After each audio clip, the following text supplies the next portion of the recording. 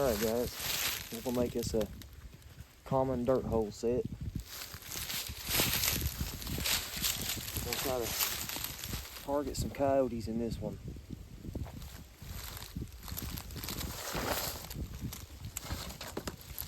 As you can see, we're on the edge of a power line, and there's a natural cubby set kind of right here from where they had to come in here and trim all these limbs down. So we're going to use this as our backing. It's natural backing. We're going to come in here and kind of rake these leaves out of the way first. That way they don't get mixed up with our dirt. As you can see, I don't have my knee pads with me today, so I had to cut me a stick to lay my knees on. That way my clothes don't get all the way on the dirt on the ground. Now that we've raked this back, get all them weeds out of the way, we're going to take our dirt hole auger this hole at 45 degrees angle.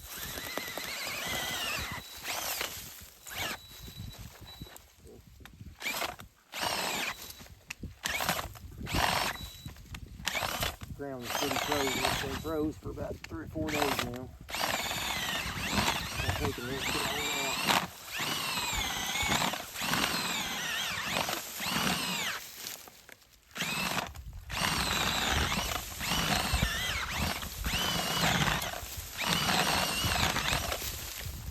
Alright, I don't know if you can see that.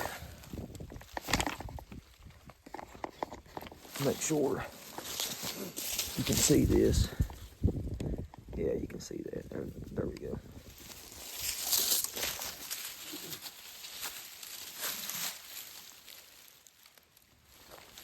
Now we're going to clean this out. We're going to make it look like something come up here and dug in the hole.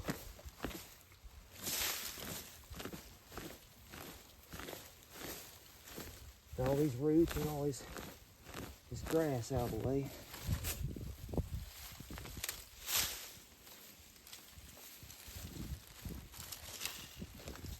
We got around that hole a little bit. Stick our claw down that hole. Make it look like something burrowed itself in. Looks more natural that way.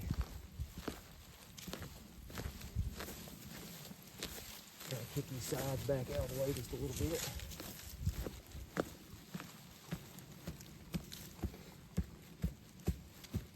Now we're going to try to dig the track bed. This one right here is a pretty good little set because we got this natural backing right here. Coyote, whatever, bobcat per se, it's going to have to kind of hunker in here to get in here and work this set. So if he even wants to get in here enough to see what's in this hole, he's going to have to. He's going to have to come up in here. This ground is pretty rooty, so it's pretty hard to dig a track bed around here. But we'll get it. Mulch that dirt up as much as you can.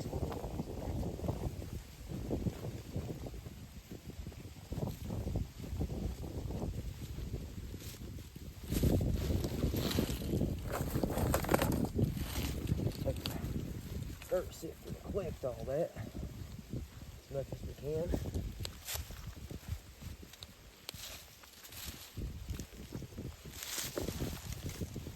Pretty hard to get up in here. All these hands in the way.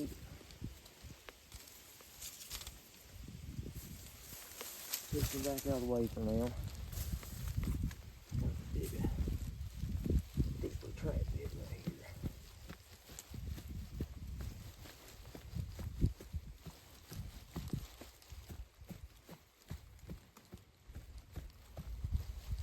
Notice I did come back from the hole about a hammer's length, which is roughly about, give or take, 14, 15 inches. So from the front of the hole to the center to where the track pan is going to be, it's going to be about 15 inches.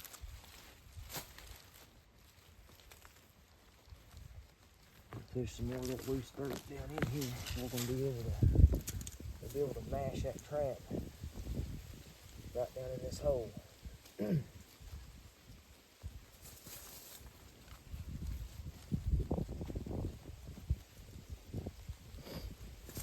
I'll have to kind of make like a donut shape in a way.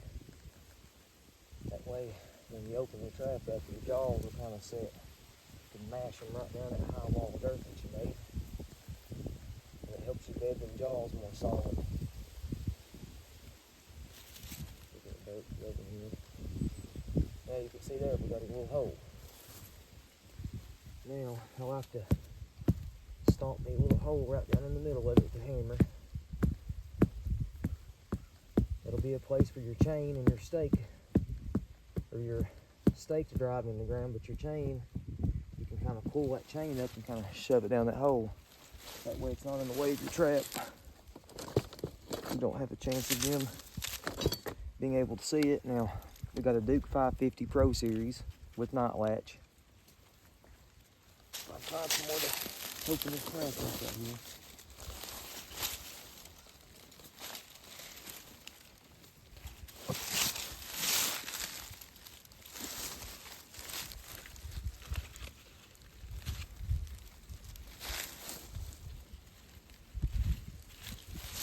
There's the trap.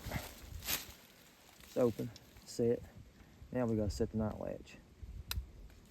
Night latch is set. Lay it on the side. I do it more the old-fashioned way. A lot of people use earth anchors. I use rebar stakes and weld some washers on there. They're easier to get out of the ground. And sometimes you will have a coyote that will pull it out. But with this backing, he's not going to be able to run off that way, per se, as much as he would be this way, because it's all open back this way. So we're going to take our stake and angle it 45 the opposite way that he's going to be pulling from.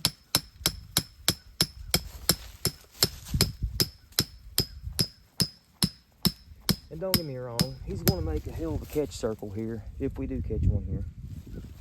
And he is going to waller some of this out, but he's more than likely going to be pulling this way because that's the only way out, per se. Hammer that down in there as deep as you can get it to go. Now, I'm going to lay that trap down in there. As you can see, leave my stick up here. Put the knees on. But as you can see, I placed my dog at about the 2 o'clock position.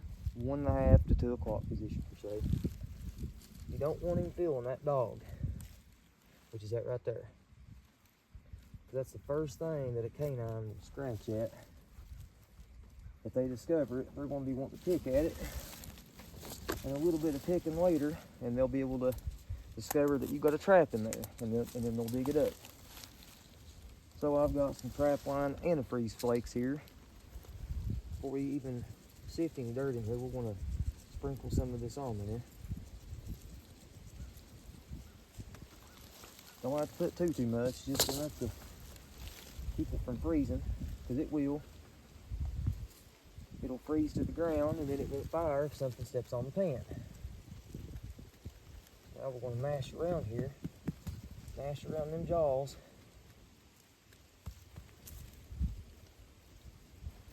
Up here and push some dirt around them jaws, that way it's kind of level with the ground. You don't want no high spots, you just want a real nice, smooth ground where this trap's going to lay at. Around it here. Now see, we can still push on the edge and it's going to move. That's a big no-no. Take your fingers and go in around your jaws and mash that dirt down in there around them. If you need more dirt, add it. Mash it around them jaws.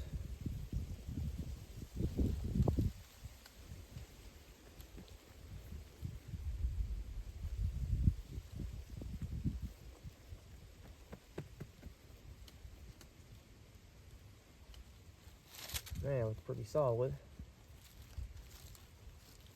It's getting more and more solid the more we do this, but like I said, it won't take it long tonight. It'll be wanting to freeze back up again.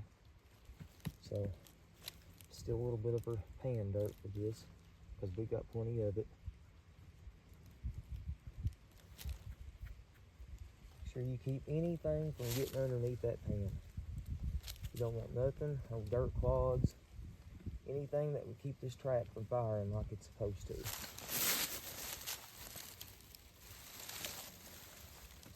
Now the trap is really solid, as you can see. I don't know if you can see my knees in the way there.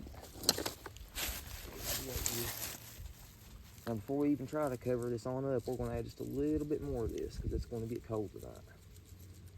And I don't want to miss the chance at busting the coyote.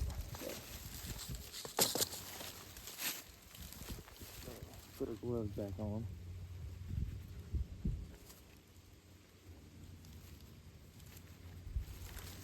You do not want to touch any of this ground with your bare hands. Around this trap bed especially. So if they smell your scent on this trap, they will dig it up. Now I don't have any trap pen covers or insulation with me, so what I usually do if I don't have that with me is I'll try to find me a bunch of leaves, preferably some wet leaves because they're easier to fold and bend and do whatever you want to do with them. But the sun's been out and everything's kind of dried up, so what we're going to do is we're going to collect some grass over here. A little handful of grass.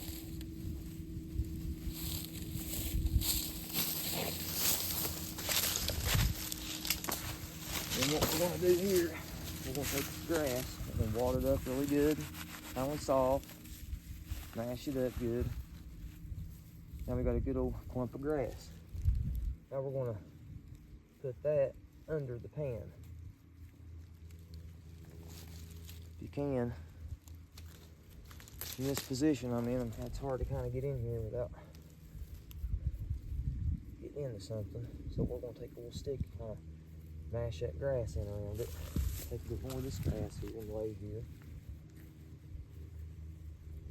That's for whenever we sift our dirt over this, it's not going to get dirt clods and chunks of dirt up underneath the pan. If anything gets up underneath that pan, it might not cause it to fire. Sprinkle this around here. Now we're going to sift over it.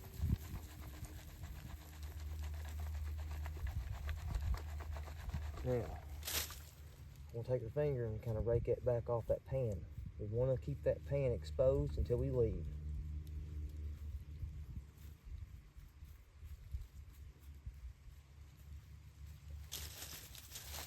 As you can see, your pan right there.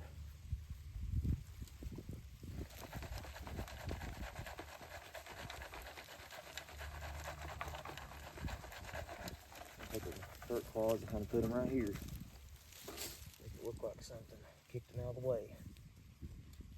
Now right there's our dirt pan. Now since there's a lot of it around, it's kind of natural in this little area, but we're going to take some grass, kind of put over our set, like so. Our pan's right here.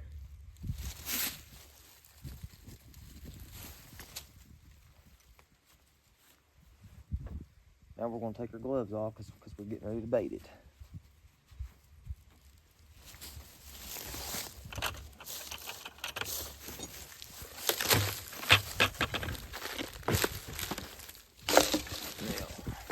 Out of the way. Show you what I use here. Fleming Traps Company. Coyote bait number 2. They make all kinds of different types of bait.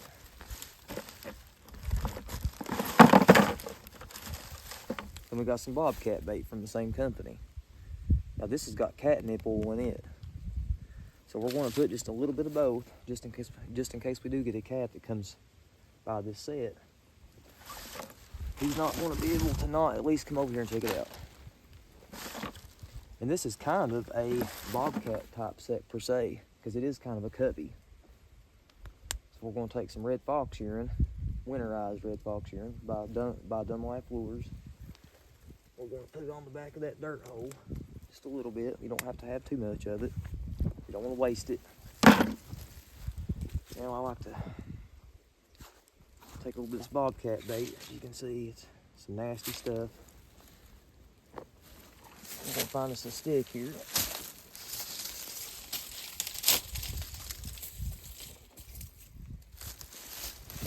Stick preferably like to get me a stick for my bait and kind of shred the end. You kind of make like a natural little scoop out of the end of it.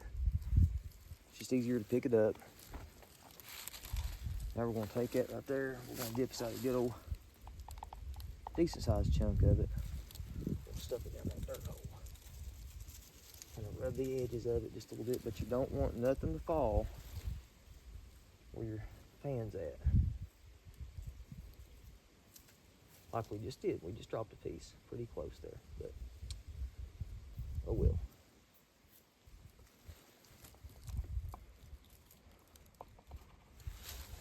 Put a little bit more in there, just like that.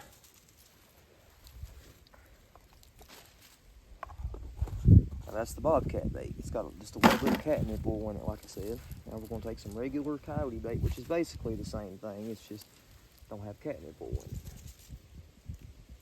Give it more of a richer smell. Now we're going to stuff that stick right down in that hole just like that. Actually, no. We're going to take it back out because I got another plan here, and I'll show you here in a second. I'll lay him to the side. Lid back on that. Now I've got some Mark June's Windwalker. It's a call food-based lure. Just for scent, really, is all it's for. We'll dab just a little bit of that down that hole, just a smidge. Now, I'll take some Caven's Violator 7. This is some pretty good stuff. Cut us off a little bit of a stick somewhere here. Don't need much of it. This is just to make it in the area smell good and stink. Since there's an old dead pine limb right here, we're going to take this and kind of rub it around some limbs here.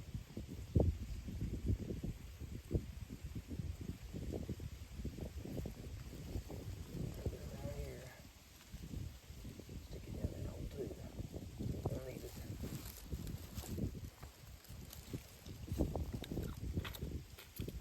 it. I like to make my area stink pretty good. Now, I usually just use one or the other. Dunlap's Lightning in a Bottle or Caven's Gusto. But in this case, we're going to use them both because we want the curiosity to hit it. We want it to come by here and be like, what's that? Make it to where it just has to come check this area out. As they run down through this on the side of this timber line all the time. I caught a big male coyote about 30 yards from this spot a few weeks ago. Now we're going to take our Lightning in a Bottle. Let's see. We don't need much of it. It's some real skunky stuff. I'm going to rub this limb with it. Just a little bit of it. Kind of up high. Anything that comes by here, it's going to smell it. There ain't no way that it couldn't smell it. Now we're going to stuff that little stick down that hole too.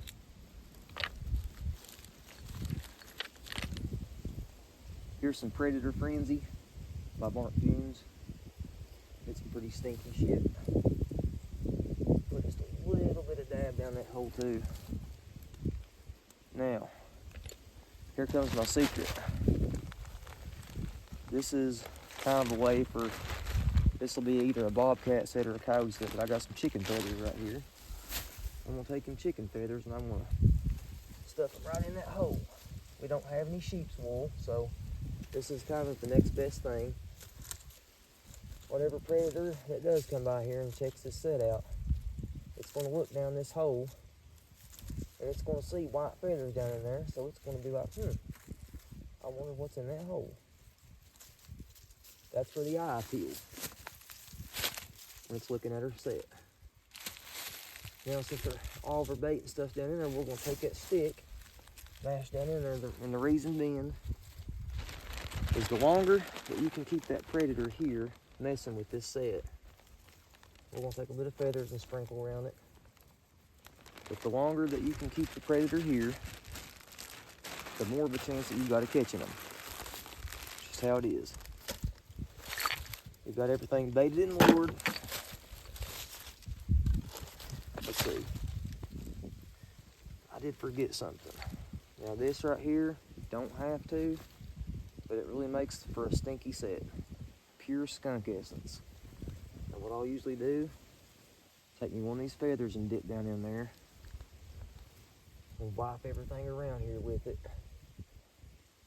We want this place to really stink. We want it to pop. Wipe it all around here. Stick that feather right there. Right in front of it.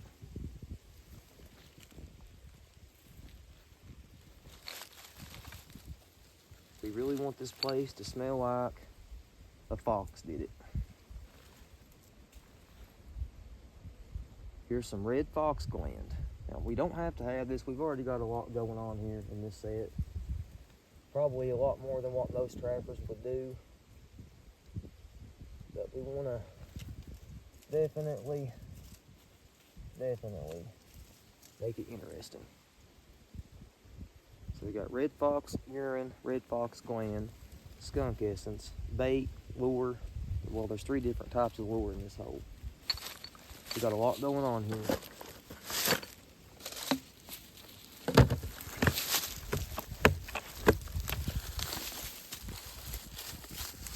Now for some of the final touches, what I like to do is, for one, we're going to have to ditch this stick that we've been resting our knees on, because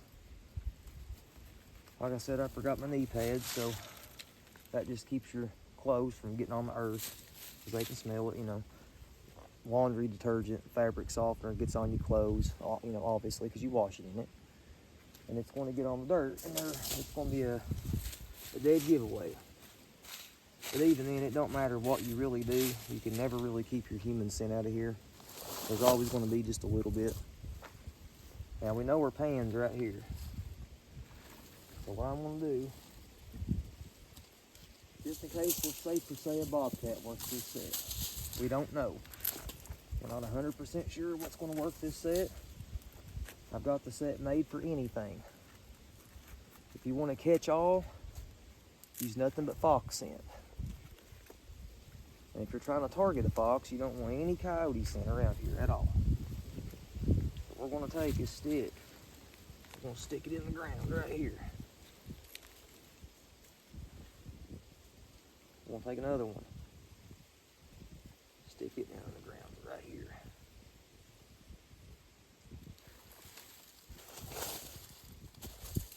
And if you got it, take another one and stick right here. Bobcat per se. Bobcat, the way cats are, if you give them a place to step, that's where they're going to step.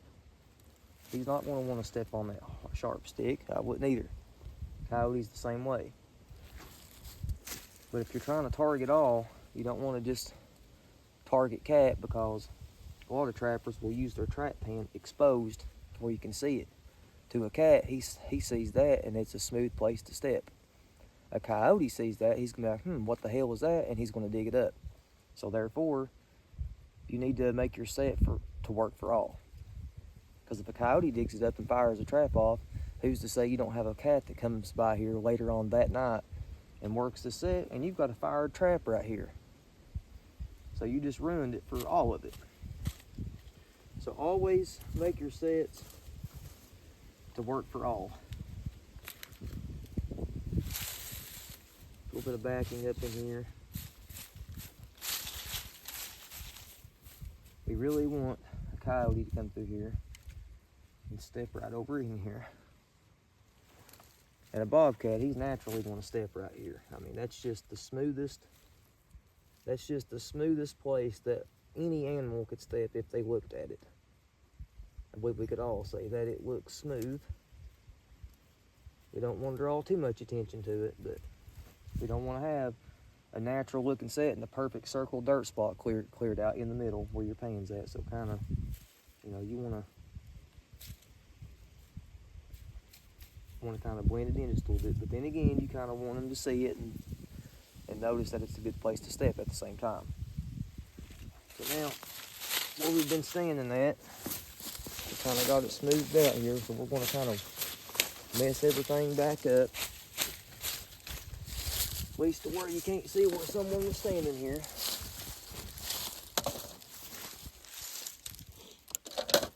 And as you can tell, that's the finished product right there.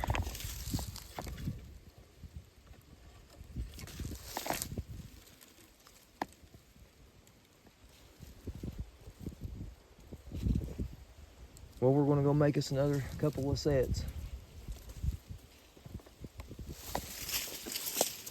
Peace out.